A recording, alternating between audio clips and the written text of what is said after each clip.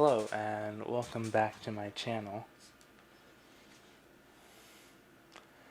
Today we are going to be reading out of Genesis, chapters 35 to 37. We are going to be reading in the easy to read version. I know my previous Bible video about reading the Bible was out of the New King James Version, but I think that this one will be easier for everyone to understand, and I'll be able to read it better because there are a lot of things in the New King James Version that are just simply old, and the way that it cuts off, it's just easier for everyone to do the easy to read version. That way, if you're trying to understand the Bible, then you'll be able to understand it better. And if you know the Bible, then you'll be able to spot out the differences or even clarify things yourself. So without further ado, let's get started. God said to Jacob, "Go to the town of Bethel. That is where I appeared to you when you were running away from your brother Esau. Live there and make an altar to honor me as El, the God who appeared to you." So Jacob told his family and all the people with him, "Destroy all these foreign gods that you have. Make yourselves pure. Put on clean clothes. We will leave here and go to Bethel. There I will build an altar to the God who has always helped me during times of trouble. He has been with me wherever I have gone." So the people gave Jacob all their foreign gods they had, and they gave him all the rings they were wearing in their ears. He buried everything under an oak tree near the town of Shechem. Then Jacob and his sons left that place. The people in the surrounding cities wanted to follow and kill them, but God filled them with such great fear that they did not go after them. So Jacob and his people went to Luz, which is now called Bethel. It is in the land of Canaan. Jacob built an altar there, and he named the place El Bethel. Jacob chose this name because it is the place where God first appeared to him when he was running from his brother. Deborah, Rebekah's nurse, died there. They buried her under the oak tree at Bethel and named that place Allen-Bakoth. When Jacob came back from Paddan Aram, God appeared to him again. God blessed Jacob and said to him, "Your name is Jacob, but I will change that name. You will no longer be called Jacob. Your new name will be Israel." So God named him Israel. God said to him, "I am God Almighty, and I give you this blessing. Have many children and grow into a great nation. Other nations and other kings will come out of you. I have gave Abraham and Isaac some special land. Now I give the land to you and to all people who will live after you." Then God left that place. Jacob set a memorial stone there. He made the rock holy by pouring wine and oil on it. This was a special place because God spoke to Jacob there, and Jacob named the place Bethel. Jacob and his group left Bethel. Before they came to Ephrath, Rachel began giving birth to her baby. She was having a lot of trouble with this birth. She was in great pain. When her nurse saw this, she said, "Don't be afraid, Rachel. You are giving birth to another son." Rachel died while giving birth to the son.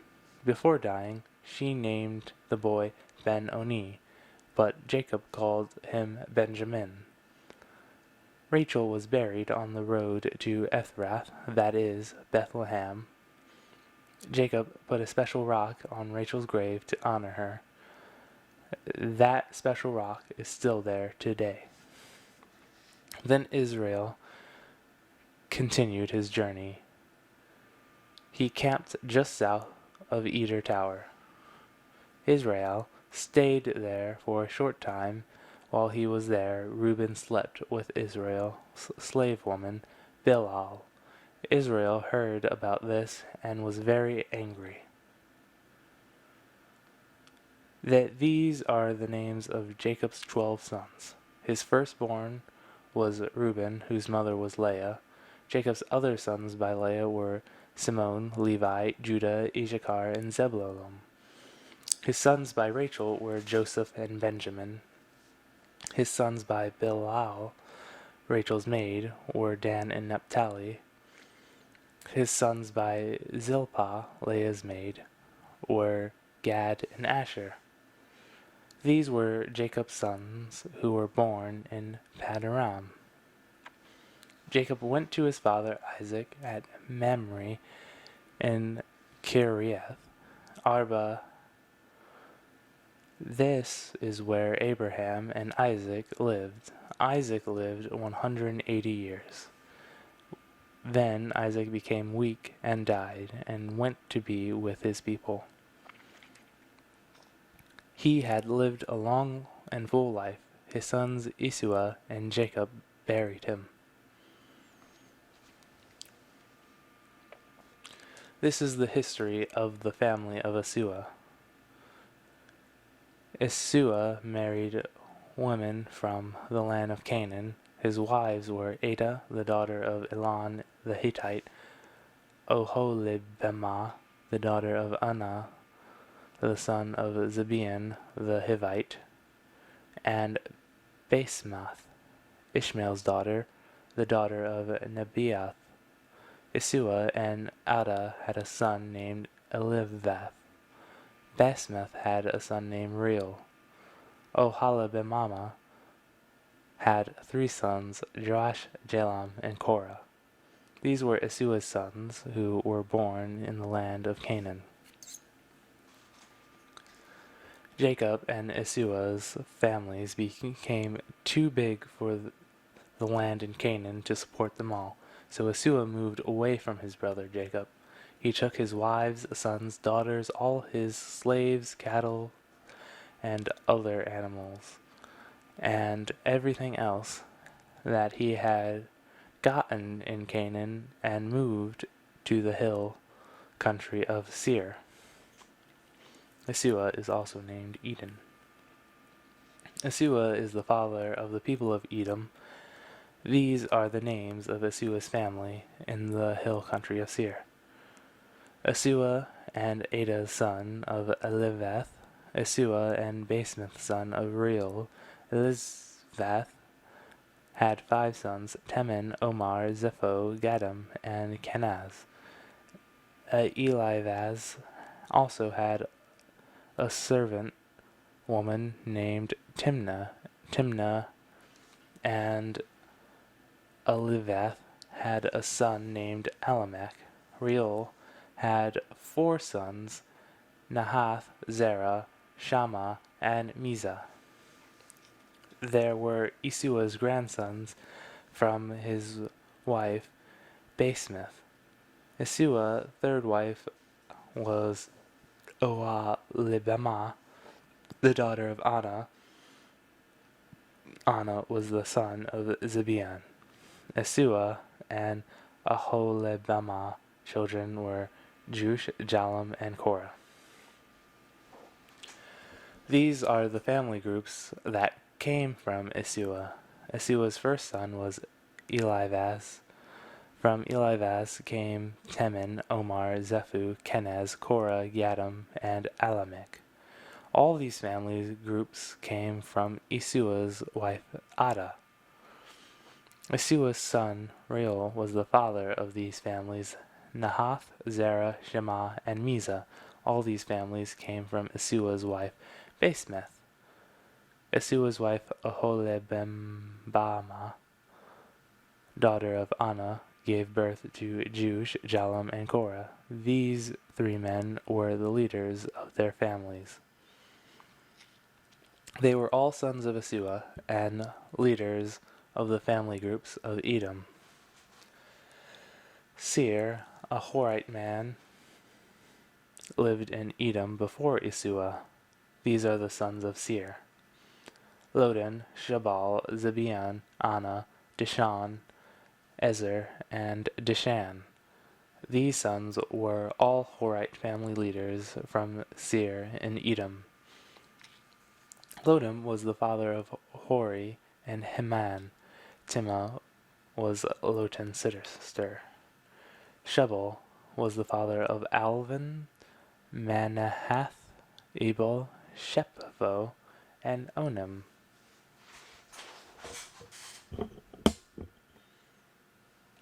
Zibeon had 2 sons, Ai and Anna. Anna is the man who found the springs in the desert while he was caring for his father's donkeys. Anna was the father of Dishan and Al-Lebimah. Dishon had 4 sons. They were Hemdan, Eshban, Ithran, and Karen. Ezer had 3 sons. They were Bilhan, Zivan, and Akan. Dishan had 2 sons. They were Uz and Aaron. These are the names of the leaders of the Horite families: Lotan, Shabal, Zibeon, Anna, Dishan, Ezer, and Dishan. These men were the leaders of the families that lived in the country of Seir. At that time there were kings in Edom. Edom had kings on long before Israel died. Bela, son of Behor, was king who ruled in Edom. He ruled over the city of Dinhaba. When Bela died, Jobab became king. Jobab was the son of Zerah from Bozrah.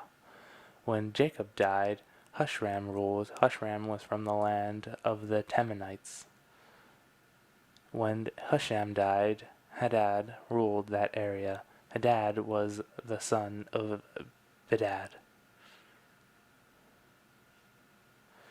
He was the man who defeated Midian in the country of Moab. Hadad was from the city of Avith. When Hadad died, Samal ruled that country. Samal was from Markish. When Samal died, Shaul ruled that area. Shaul was from Reboth by the river. When Shaul died, Baal-Hanan ruled that country. Baal-Hanan was the son of Akbar. When Baal-Hanan died, Hadad ruled that country. Hadad was from the city of Pau. His wife's name was Mehetabel, and daughter of Matred. Isua was the father of Edomite families Tinma, Alva, Jetheth, Elibimah, Elah, Pinan, Kenza, Teman, Mibzar, Majdiel, and Iram. Each of these families lived in an area that was called by the same name as their family.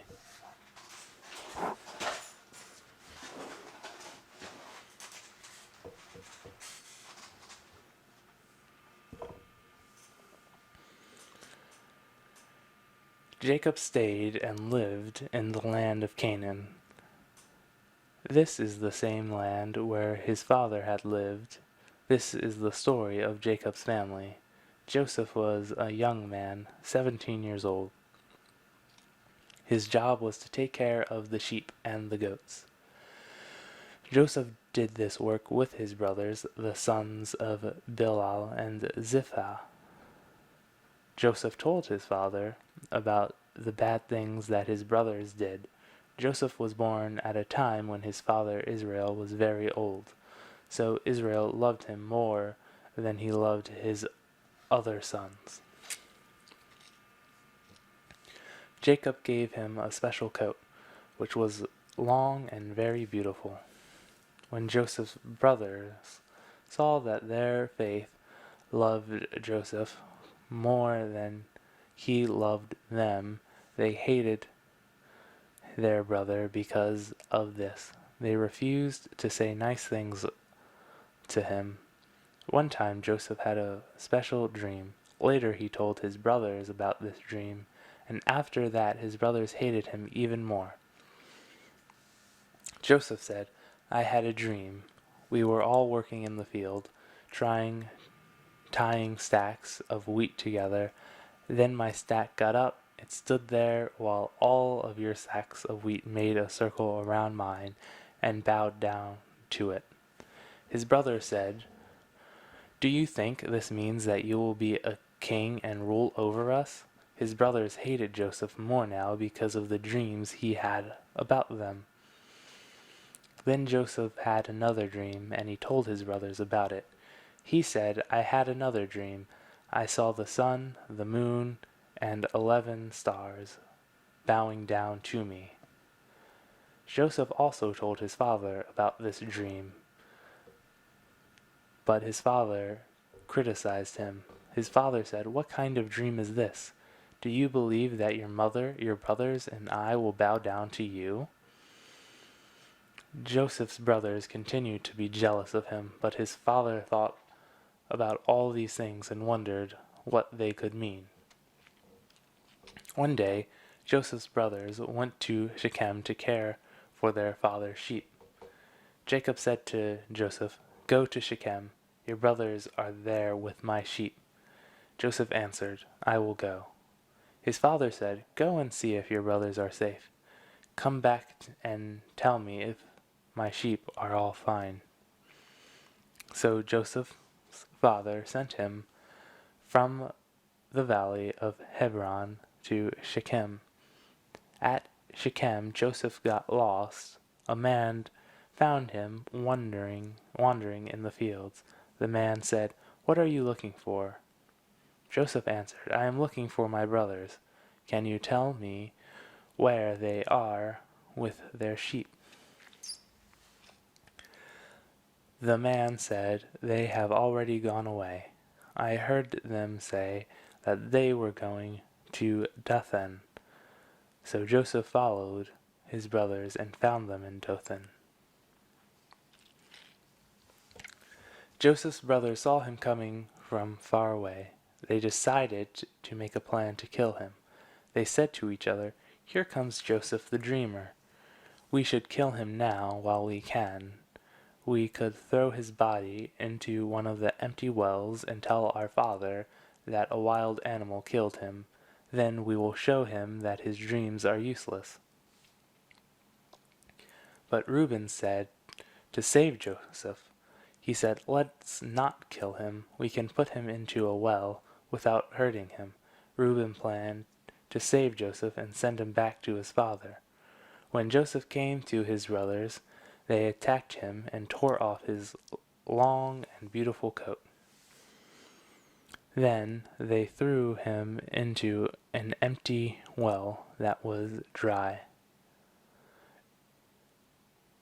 While Joseph was in the well, the brothers sat down to eat. They looked up and saw a group of traders traveling from Gilead to Egypt. Their camels were carrying many different spices and riches. So Judah said to his brothers, "What profit will we get if we kill our brother and hide his death? We will profit more if we sell him to these traders. Then we will not be guilty of killing our own brother." The other brothers agreed. When the Midianite traders came by, the brothers took Joseph out of the well and sold him to the traders for 20 pieces of silver. The traders took him to Egypt. Reuben had been gone, but when he came back to the well, he saw that Joseph was not there. He tore his clothes to show that he was upset. Reuben went to the brothers and said, "The boy is not in the well. What will I do?" The brothers killed a goat and put the goat's blood on Joseph's beautiful coat. And the brothers showed the coat to their father, and the brothers said, "We found this coat in this Joseph's coat." His father saw the coat, and he knew it was Joseph's. He said, "Yes, that is his. Maybe some animal has killed him. My son Joseph has been eaten by a wild animal." Jacob was so sorry about his son that he tore his clothes. Then Jacob put on special clothes to show that he was sad. He continued to be sad about his son for a long time. All of Jacob's sons and daughters tried to comfort him, but Jacob was never comforted. He said, "I will be sad about my son until the day I die." So Jacob continued to mourn his son Joseph. The Midianite traders later sold Joseph in Egypt. They sold him to Potiphar, an officer of the king of Egypt, and the captain of his palace guards. That's the end of chapter 37. And I probably won't read the ERV version again because some of the wording is kind of misleading, actually. And I might make a video on that. But until then, I'll see you next time.